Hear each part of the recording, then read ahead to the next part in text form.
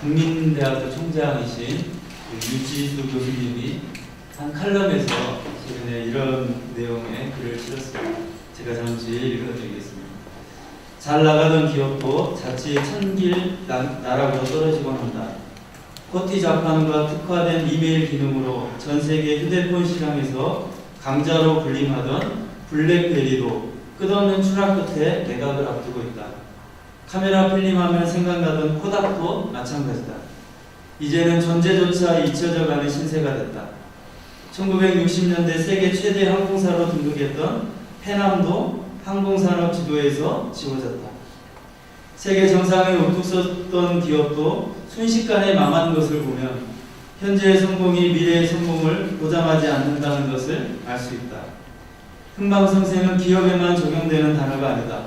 국가도 마찬가지다. 16세기 펠리프 2세 때 무적 함대를 자랑하며 유럽 최강 국가의 지위를 누렸던 스페인은 이제 전 세계가 걱정하는 나라가 됐다. 17세기의 전성기를 맞았던 오스만 투르크 제국의 수도도 이제는 관광 명소에 불과할 뿐이다. 정상에서 추락하는 국가와 기업은 공통점이 있다. 변화와 위기에 발빠른 대처는커녕 그 전조도 감지하지 못하는 무기력 증세를 보인다. 세계 스마트폰 시장에서는 삼성전자가, 가전에서는 LG전자가, 자동차에서는 현대, 기아자동차가 남다른 위상을 자랑하고 있다. 우리 민족이 세계에서 이렇게 인정받으며 부러움의 대상이 된 것은 처음인 것 같다. 그러나 영광은 물안개 같은 것이다. 순식간에 사라질 수 있다. 이런 칼럼의 내용을 썼습니다. 칼럼의 내용의 핵심은 성공하는 것처럼 보이지만 그러나 그것도 물안개와 같다는 겁니다. 자칫 잘못하면 한순간에 모든 실패로 돌아가고 만다는 겁니다. 여러분, 오늘 저희가 읽은 이 열왕기상 19장의 내용이 바로 이런 모습입니다. 여러분, 19장을 어떤 성경학자들은 그림을 들어서 표현을 아주 잘했더라고요. 어떻게 표현했냐면 마치 동양화의 한복과 같이 텅 비어있는 장이다 라고 표현했습니다. 왜 그러냐면 거대하고 우뚝 솟은 안반으로 이루어진 시내산의 한 동굴 속에 엘리야만 홀로 앉아있기 때문이다. 그리고 거기에는 절대 고요함만이 있다. 여러분, 오늘 말씀을 한번 생각해 보시면 이런 내용이 우리의 머릿속에 그려질 것 같아요. 여러분, 그런데 19장 바로 앞장의 18장에서 엘리야는 어떤 모습이었습니까? 여러분, 바로 앞장은 그렇게 유명한 갈멜산 전투 내용입니다. 그곳에서 엘리야 선지자는 바알 선지자 450명과 아세라 선지자 400명과 대결하며 그곳에서 정말 하나님의 영광을 나타낸 그런 장본인이었습니다. 그래서 또 학자들은 이 18장을 그림으로 표현하면 꽉 찬 그림이다. 사람들로 꽉 차 있는 그림. 빈틈이 없을 정도로 많은 사람들로 꽉 차 있는 그런 그림으로 표현하고 있다는 겁니다. 왜 그럴까요? 여러분, 그 싸움의 광경을 지켜보는 많은 사람들이 있었잖아요. 지금 그 두 가지의 싸움, 누가 진짜 하나님이냐, 누가 진짜 정말 그 하나님인가를 그 대결 가운데 보여주고 있잖아요. 그래서 많은 사람들이 그 광경을 주목하고 있는 겁니다. 그래서 마치 그림으로 표현하면 사람들로 꽉 차 있는 그림이라는 거예요. 그런데 19장은 그거와는 너무나 다른 오직 한 사람, 엘리야 한 사람만이 한가운데 서 있는 그런 그림이라는 거예요. 여러분, 그림이 상상이 되십니까? 머릿속에 이 그림을 한번 상상하시면 이 19장이 잘 이해될 것 같아요. 여러분, 오늘 19장을 시작하면서 바로 이 전에 있었던 엘리야가 행했던 일들, 그리고 그가 이방 그 선지자들을 죽였던 그 이야기를 아합 왕이 바로 아내인 이세벨에게 얘기하는 장면이 나옵니다. 당시에 이 이세벨은 강력한 그 권력을 쥐고 있었어요. 그래서 열왕기상 18장 13절에 보면 이 이세벨이 여호와의 선지자들을 무참하게 죽인 장면이 나옵니다. 왕도 아닌 이 이세벨이 그렇게 여호와의 선지자를 죽였다는 것은 강력한 정치적인 그 실권을 누가 쥐고 있었냐면 바로 이 이세벨이 쥐고 있었다는 거예요. 그런데 오늘 그 이세벨이 그 얘기를 듣자 어떻게 합니까? 사람들을 보내서 3절에 보니까 2절에 보면 사신들을 보내 엘리야에게 무슨 말을 합니까? 우리 함께 읽어보겠습니다. 2절 이세벨이 사신들 엘리야에게 보내 이르되 내가 내일 이맘때에는 반드시 내 생명을 저 사람들 중 한 사람의 생명과 같게 하리라. 그렇게 하지 아니하면 신들이 내게 벌 위에 벌을 내림이 마땅하니라. 죽이겠다는 거예요. 내일 너는 살아있지 못할 거다. 너도 우리 선지자들을 죽였던 것처럼 내가 죽이고 말 거다. 선언을 합니다. 여러분, 그런 그 말 앞에 엘리야는 지금 생사가 걸린 문제를 느끼고 있는 거예요. 생명을 위협하고 있는 겁니다. 여러분, 그런데 이 이세벨은 엘리야를 죽일 수 있는 상황이 아닙니다. 왜냐하면 그 전에 무슨 일이 있었다고 그랬어요? 이 갈멜산 전투에서 엘리야가 보여준 그 능력, 그 많은 사람들이 엘리야가 기도하면서 하나님이 불을 내려주셨던 그 장면을 목격했잖아요. 그렇기 때문에 지금 사람들은 누구에게 더 마음이 가 있는 겁니까? 지금 엘리야에게 더 가 있는 거예요. 그러니까 이세벨이 아무리 권력이 있어도 엘리야를 함부로 할 수 없는 그런 상황인 거예요. 그런데 엘리야는 그 이세벨의 말을 듣고 어떤 반응을 보입니까? 3절입니다. 생명을 위해서 도망했다. 여러분, 엘리야는 지금 군사적인 힘을 갖고 있는 이세벨을 무서워하기 시작한 거예요. 위협을 느끼기 시작한 겁니다. 그 이세벨, 그 여인의 말 속에 있는 그 도끼품은 그 말 때문에 굉장한 위협을 느끼고 있다는 거예요. 그런데 엘리야가 사실은 처음 등장할 때 모습은 이런 모습이 아닙니다. 17장에 보면 엘리야는 이 아합 왕에게 나아가서요, 이제 이 땅에 가뭄이 있을 겁니다 라는 선포를 합니다. 여러분, 왕에게 그런 부정적인 말을 감히 할 수 있을까요? 그런데 엘리야는 당당하게 가서 이 땅에 이제 가뭄이 있을 겁니다 라고 왕에게 두려움 없이 얘기합니다. 뿐만 아니라 17장 13절에 보면 그 죽음의 위협 앞에 있는 사르밧 과부에게 찾아가서 이렇게 말합니다. 두려워하지 말라. 두려워하지 말라고 위로합니다. 여러분, 이랬던 엘리야가 지금은 어떤 모습입니까? 오히려 두려움에 떨고 있고, 그리고 두려움을 위로했던 그가 그 두려움 속에서 도망하고 있더라는 겁니다. 이방 여인의 한 명의 그 이세벨의 말 한마디에 두려워 벌벌 떨면서 브엘세바로 도망을 갔습니다. 여러분, 갈멜산에서 브엘세바까지는요 상당한 거리예요. 그런데 그 위치가 어디냐면 남쪽입니다. 갈릴리 바다가 있는 곳이 갈멜산이라면 요단강을 지나서 사해가 있는 그 먼 곳이 브엘세바예요. 그 엘리야는 그 두려움에 계속 어디로 내려가는 거예요? 남쪽으로 계속해서 도망을 가고 있더라는 겁니다. 여러분, 엘리야가 왜 이렇게 자신감을 보였던, 그 용기 많던 엘리야가 왜 그렇게 도망할 수밖에 없었을까? 여러분, 엘리야는 그 전투의 승리를 맛보고 나서 어쩌면 그 엘리야의 마음속에 이제는 무엇인가 변화가 일어날 것이다. 주변에 많은 사람들이 하나님의 영광을 받기 때문에 이제는 많은 사람들이 그 하나님을 믿고 하나님께로 돌아올 것이라는 기대가 그 속에 있었을 겁니다. 그런데 상황이 바뀌었습니까? 안 바뀌었습니까? 전혀 바뀌지 않은 거예요. 아합왕도 바뀌지 않고 이세벨 그 여인은 오히려 더 혈기가 왕성해서 동등해서 자기를 죽이려고 지금 하고 있더라는 거예요. 그렇게 상황이 바뀔 것을 기대했지만 그에게 일어나는 것은 아무것도 없었어요.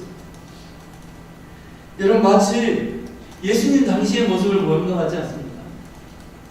여러분 예수님께서 많은 사람들에게 기적을 보이셨죠. 그리고 하늘에서 음성이 들려서 그 예수님을 나의 아들이라고 많은 사람들에게 선포해 주셨잖아요. 그런데 사람들이 믿지 않았어요. 오히려 그 예수님을 십자가에 못 박아 죽이려고 가진 편안을 다 했던 거예요. 방법을 다 썼던 거예요. 여러분 엘리야의 그 갈멜산의 한 번의 승리가 사실은 엘리야가 완전한 승리를 거둔 게 아닙니다.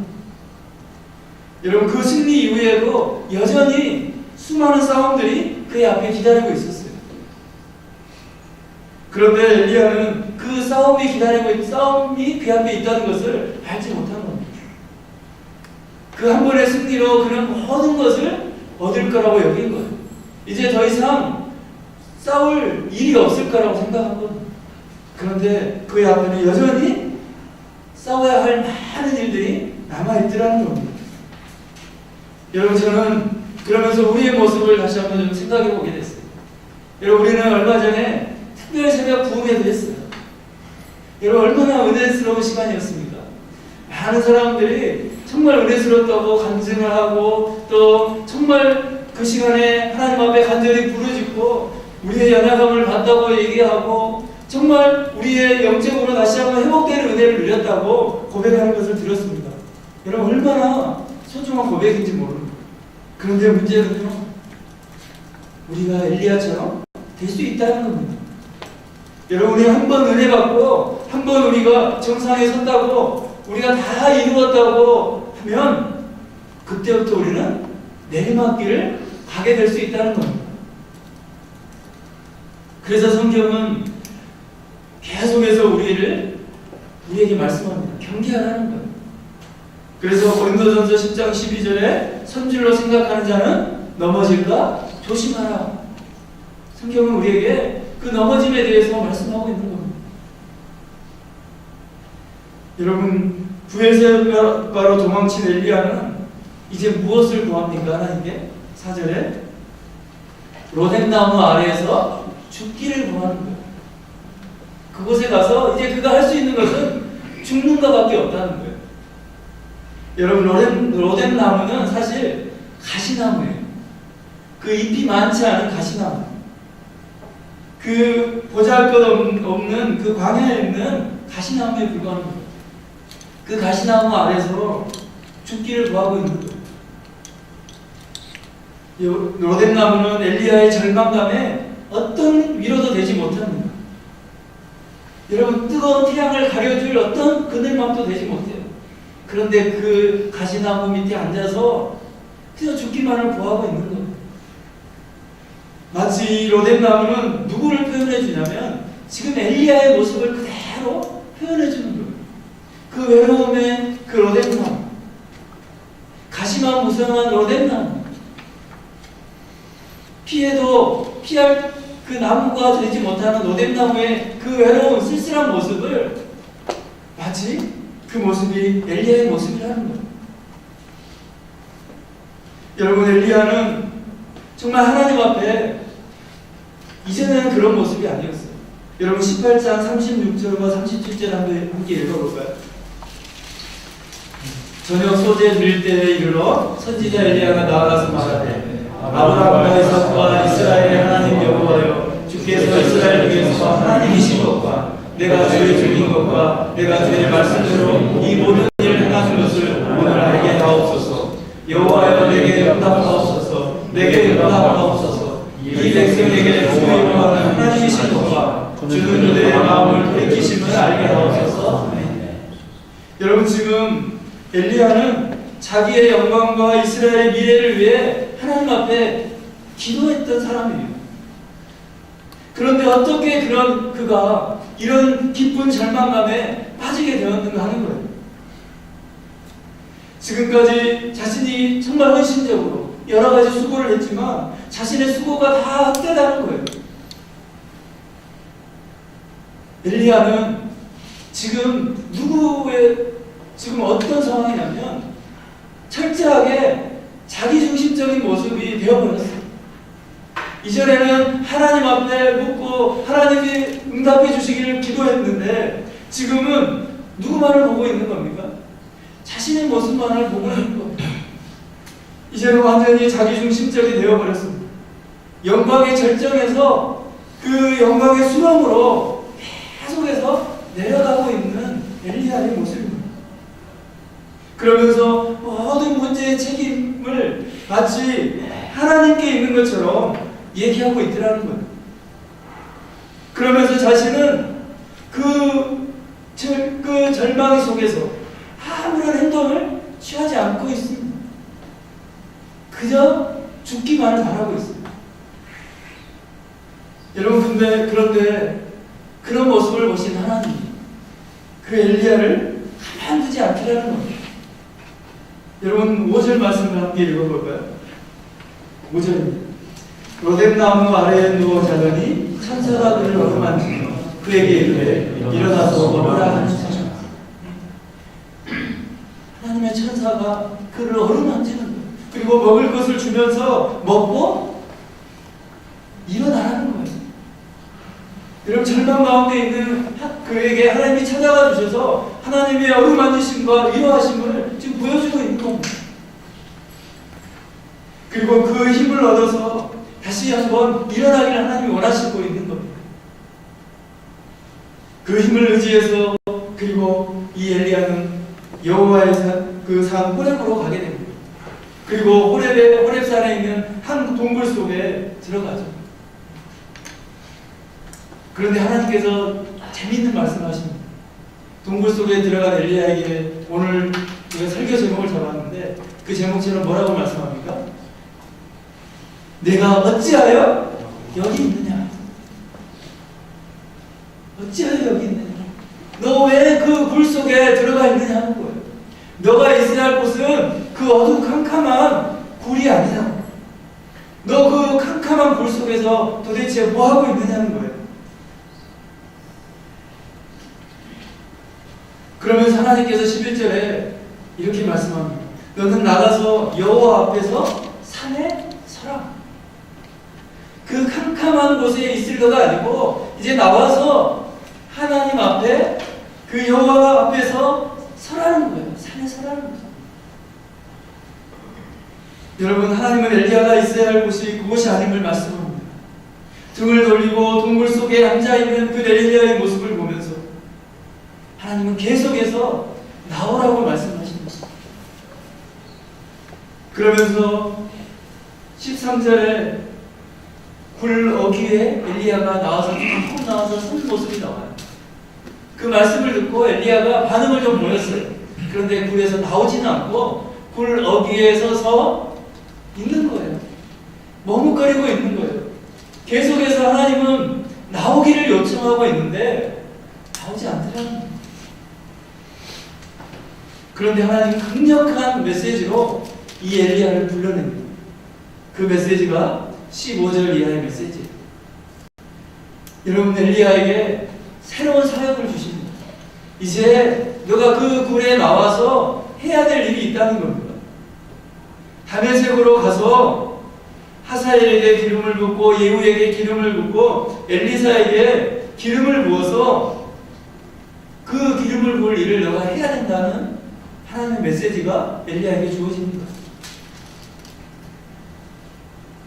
여러분, 엘리야는 자신의 문제 속에 점점 깊은 굴 속으로 들어가는 그런 모습을 오늘 본문에서 보여주고 있습니다. 그런데 하나님은 어떻게 합니까? 엘리야가 있어야 할 곳이 그 굴이 아니라는 겁니다. 저는 오늘 말씀을 묵상하면서 과연 우리는 지금 어디에 있는가 하는 질문을 던져보게 됐어요. 과연 나는 지금 하나님이 원하시는 그곳에 있는가? 아니면 내가 가지고 있는 문제를 가지고 그 굴 속에서, 어두운 캄캄한 그 굴 속에서 나 혼자 그 문제를 해결해 보려고 발버둥 치고 있지 않는가? 그 엘리야의 모습이 저의 모습임을 저는 보게 됐어요. 그런데 하나님은 계속해서 너 중심적인, 너 스스로 그 문제를 해결하려고 하지 마라. 하나님 앞에 나와라. 하나님 앞에 서라. 동굴 밖으로 나오라. 그렇게 말씀하고 있더라는 겁니다. 여러분, 우리는 누구나 엘리야처럼 절망에 빠질 수 있어요. 영적인 침체에 우리는 빠질 수 있습니다. 정말 영적인 그 정상에 올라갔다가도 어느 순간에 영적인 침체에 우리도 모르게 내려갈 수 있다는 거예요.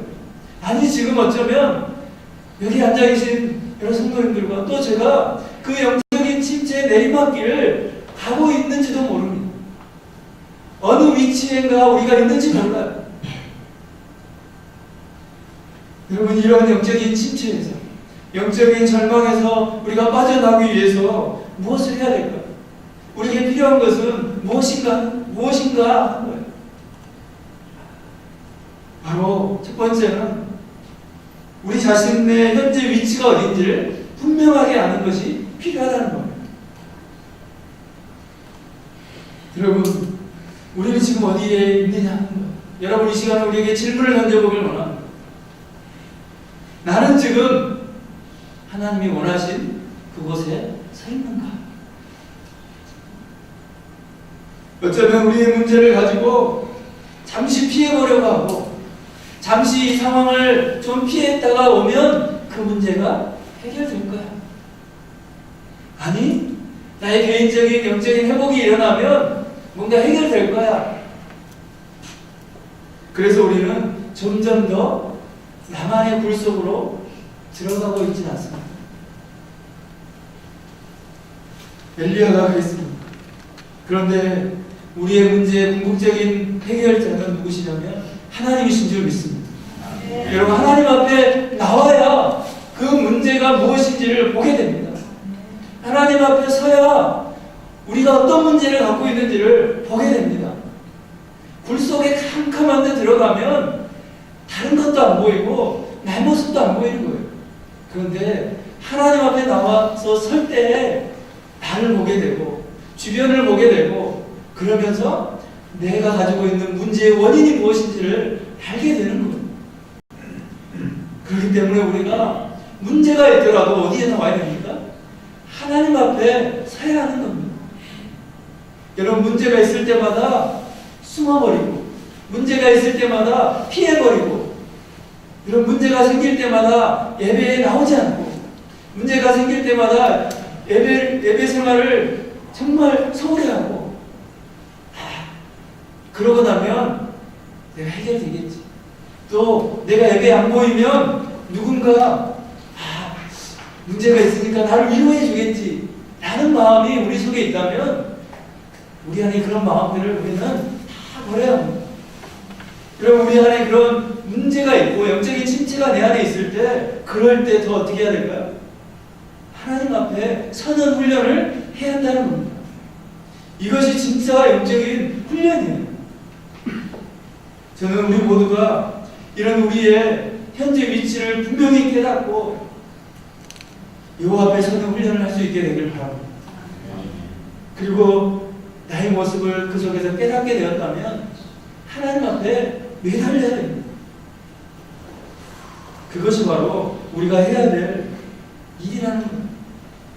어쩌면 엘리야는 그 영적인 침체 속에, 변하지 않는 주변의 상황 속에 하나님 앞에 더 나아가는 그런 엘리야가 되었어야 했어요. 그런데 계속해서 불 속으로 들어가는 엘리야의 모습이었다는 겁니다. 여러분, 우리는 다 문제가 있습니다. 그런 문제 없으신 분이 있습니까? 다 문제가 있어요. 개인의 문제든 가정의 문제든 다 어려움이 있어요. 사업의 문제든 어려움이 없는 분들은 없습니다. 그런데 그 어려움을 우리는 어떻게 해결하고 있느냐는 저와 여러분이 여호와 앞에 서기를 원합니다. 그 문제를 가지고 여호와 앞에 서는 그런 훈련을 할 수 있게 되길 바랍니다. 그러면 하나님께서 오늘 엘리야를 어루만지신 것처럼 우리를 어루만지시고 우리에게 먹을 것을 주시면서 우리를 일으켜 주실 줄 믿습니다. 그런 은혜가 있기를 원합니다. 두 번째, 우리의 영적인 침체에서 우리가 나올 수 있는 하나의 방법은, 해결책은 무엇이냐면 그 영적인 침체, 절망 속에서도 우리에게 주어진 사명이 있다는 사실을 분명히 아는 겁니다. 여러분, 850대 1의 싸움에서 엘리야가 백성들에게 한 말이 있어요. 함께 읽어볼까요? 열왕기상 18장 21절에 엘리야가 백성들에게 한 말입니다. 함께 읽어보겠습니다. 어느 때까지 둘 사이에서 머뭇머뭇하려느냐? 여호와가 만일 하나님이면 그를 따르고 바알이 만일 하나님이면 그를 따르지니라. 여러분, 엘리야는 머뭇거리고 있는 백성들을 향해서 답답한 심령으로 그렇게 얘기합니다. 머뭇거리지 말고 하나님 편에 있든지 저 바알 편에 있든지 택해라. 그렇게 외쳤던 그가 지금 머뭇거리고 있는 거예요. 여러분, 엘리야는 그렇게 백성들을 향해서 머뭇거리지 말고 택해라고 외칠 때는 엘리야에게 주어진 그 사명이 그에게 불타고 있었을 때예요. 자신에게 하나님께서 맡겨주신 그 일에 불탈 때 백성들을 향해서 그렇게 강력한 메시지를 선포할 수 있었던 거예요. 그런데 지금 그 영적인 침체에 놓였을 때는 자신이 머뭇거리고 있는 거예요.